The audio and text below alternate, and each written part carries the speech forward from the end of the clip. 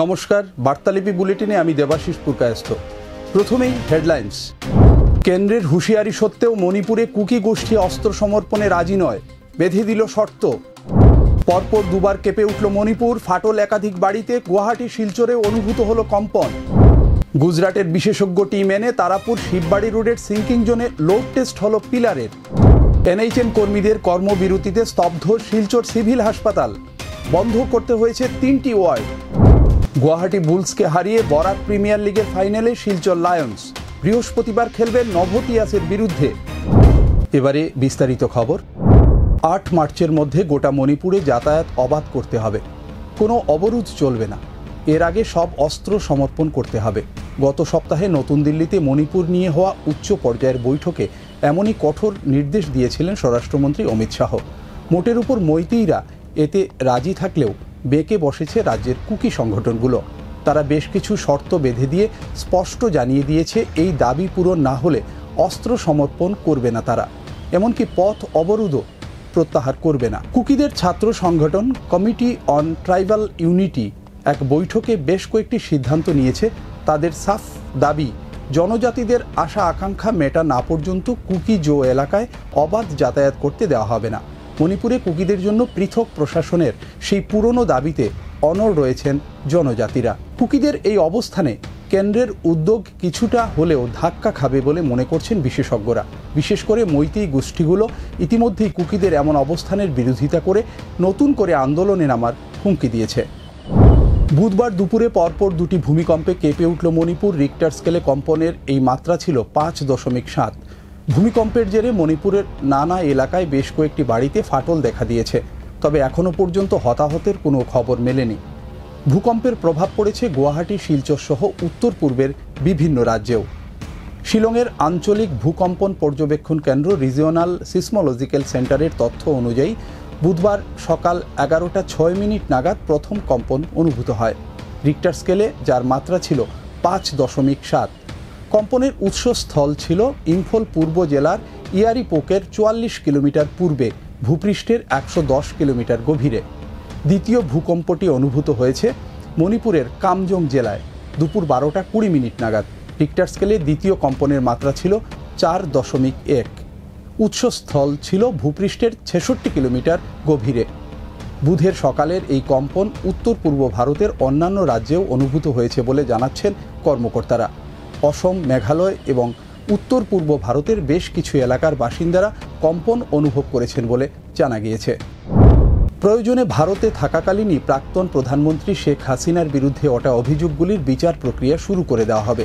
British সংবাদ মাধ্যমকে একটি সাক্ষাৎকারে এমনটাই জানালেন বাংলাদেশের অন্তর্বর্তী সরকারের প্রধান উপদেষ্টা মোহাম্মদ ইউনুস। তিনি জানিয়েছেন, মানবতাবিরোধী অপরাধের অভিযোগ রয়েছে হাসিনার বিরুদ্ধে, আদালতের সম্মুখীন তাকে হতেই হবে। কিন্তু হাসিনা বর্তমানে ভারতে রয়েছেন। তার প্রত্যর্পণ চেয়ে ইতিমধ্যে ভারত সরকারকে একটি নিয়মমাফিক চিঠি দেওয়া হয়েছে, কিন্তু নতুন দিল্লি সেই চিঠির কোনো উত্তর দেয়নি। ব্রিটিশ সংবাদ মাধ্যম স্কাই নিউজকে বুধবার একটি সাক্ষাৎকার দিয়েছেন ইউনুস। সেখানে তার কাছে জানতে চাওয়া হয়, হাসিনার বিরুদ্ধে ঢাকার অবস্থান কি। ইউনুস বলেন, বিচার প্রক্রিয়া শুরু হবে শুধু হাসিনার বিরুদ্ধেই নয়, ওর সঙ্গে আরও যারা যুক্ত ছিলেন, ওর পরিবারের সদস্যরা, ওর ঘনিষ্ঠরা, সকলকেই বিচার প্রক্রিয়ার মুখোমুখি হতে হবে। Philip Sadiq was Britain's former anti-corruption minister, but she recently resigned after growing pressure over an anti-corruption probe here in Bangladesh, where she's being investigated. Do you think she should be extradited? If she's proven, and again there's a legal issue, if she still has Bangladeshi passport, I guess she doesn't have a Bangladeshi passport, she will be UK citizenship. So whether we can bring back a UK citizen for trial in Bangladesh, and so those are issues I'm not very clear about. Do you think, though, that this is a serious case that does warrant further investigation? Oh yes, our Anti-Corruption Commission is taking it very seriously. She has so many wealth left behind here, and they will check everything and see how she should be made responsible. Tarapur Shibbari রোডের sinking জোনে elevated road নির্মাণে এবার জেগে উঠল আশার আলো। Piling করে ওঠানো একটি পিলার স্ট্রাকচারের উপর বুধবার হলো লোড টেস্ট। প্রথম দফায় 54 টন এবং দ্বিতীয় দফায় 148 টন লোড চাপিয়ে এদিন পাইলিং করা পিলারের ধারণ ক্ষমতা যাচাই করেন গুজরাট থেকে আসা বিশেষজ্ঞ টিমের কারিগরি সদস্যরা। পূর্ত বিভাগের তরফে জানানো হয়েছে, গুজরাটের বিশেষজ্ঞ টিম 3 দিনের মধ্যে লোড টেস্টের রিপোর্ট জমা দেবে। সিঙ্কিং জোনে পিলারের ধারণ ক্ষমতা 112 টন ধরে এলিভেটেড রুট নির্মাণের ড্রয়িং ও ডিজাইন করা হয়েছে। ফলে 112 টনের জায়গায় পিলার 148 টন লোড নিয়ে নেওয়ায় লোড টেস্ট সফল হয়েছে বলেই মন্তব্য করেছেন পূর্ত বিভাগের এক্সিকিউটিভ ইঞ্জিনিয়ার অনিরুদ্ধ নাগ।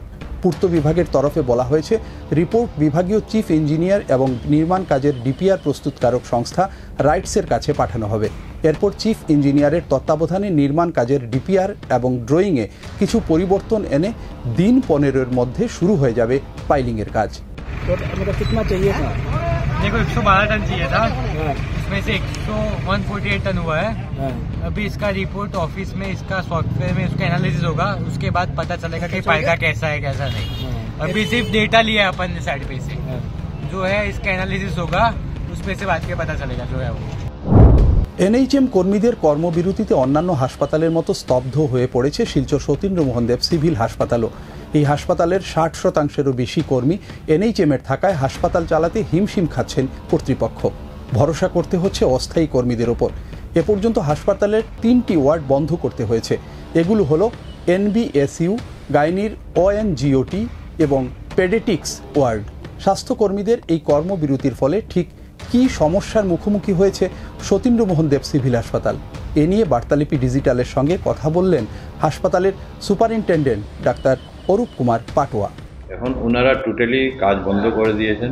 এতে কি হয়েছে, কিছু পার্মানেন্ট স্টাফ দিয়ে আমি হসপিটাল চালাচ্ছি, কিন্তু 3টা ওয়ার্ড টোটালি আমি পারিনি। যেমন আমাদের এনবিএসইউ ওই ওয়ার্ডটা আমাকে বন্ধ করতে হয়েছে। গাইনি ওএনজি ওটি যেটা সিজারিয়ান সেকশন হয়, ওটা আমাকে টোটালি বন্ধ করে দিতে হয়েছে। আর পেডিয়াট্রিক্স ওয়ার্ড মেইনলি ওটাও বন্ধ করে দিয়েছি আমরা। আলাদা একটা ওয়ার্ড আছে এনআরসি বলে, ওতেও ম্যাক্সিমাম স্টাফরা ওরা এনএইচএম স্টাফ, তাই ওইটাতে কিছু পার্মানেন্ট স্টাফ অন্য ডিপার্টমেন্টে অন্য ওয়ার্ড থেকে এনে আমি একটু ওটা রান করছি, কিন্তু not up to my satisfaction. কষ্ট হচ্ছে, হসপিটাল চলাতে আমাকে খুবই কষ্ট হচ্ছে। ল্যাবরেটরি আমাদের ইনডোরে যেটা ইন হাউস ল্যাবরেটরি যেটা আছে ওটা আমরা বন্ধ করে দিয়েছি। এখন কৃষ্ণা বলে আরেকটা ল্যাবরেটরি আছে গভর্নমেন্টের দেওয়াই, ওদেরকে বলেছি আপনারা যেটা ইমার্জেন্সি এইগুলো করে যান, আপনারা যেন পেশেন্টরা সাফার না করে।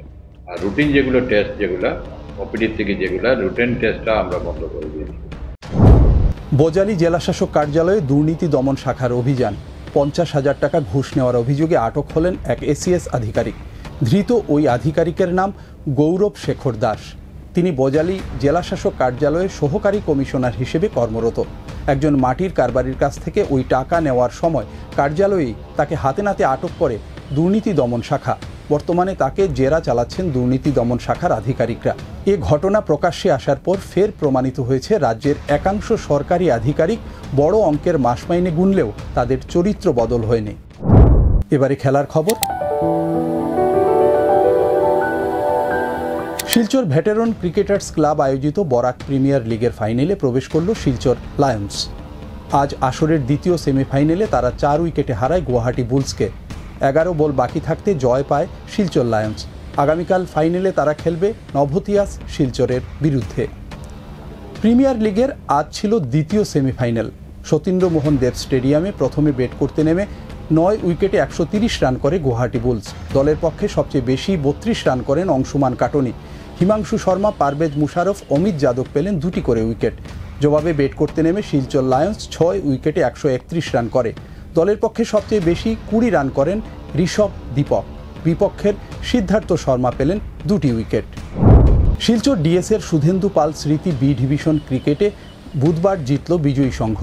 তারা গণসুর ক্লাবকে হারায় 57 রানে। ইন্ডিয়া ক্লাব মাঠে প্রথমে ব্যাটিং করতে নেমে 26.1 ওভারে 172 রানে অল আউট হয় বিজয়ী সংঘ। জবাবি ব্যাটিংয়ে 26.2 ওভারে 115 রানে অল আউট হয়ে যায় গণসুর।